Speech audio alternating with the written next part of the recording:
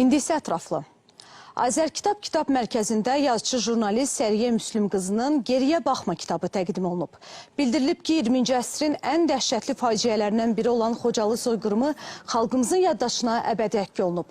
Bu dəhşətli faciədən 30 il ötməsinə baxmayaraq eyni ağrı ilə xatırlanır. Kitabın müəllifi soyqırımın şahidlərinə olan Səriyə Müslüm qızı bu əsərinin də əsas məqsədinin ermənilərin Azərbaycanlılara qarşı törətdikləri misli görünməmiş vəhşiliyə diqqət cəlb etməkdən ibarət olduğunu qeyd edib.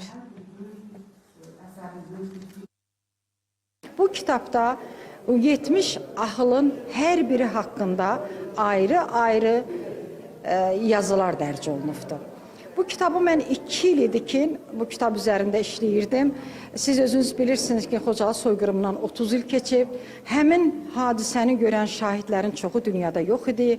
Və o şahidləri mən çətinliklə və eyni zamanda da Xocalıdan olan məcburi köçkünlər Azərbaycanın 53 rayonunda məskunlaşmışdılar.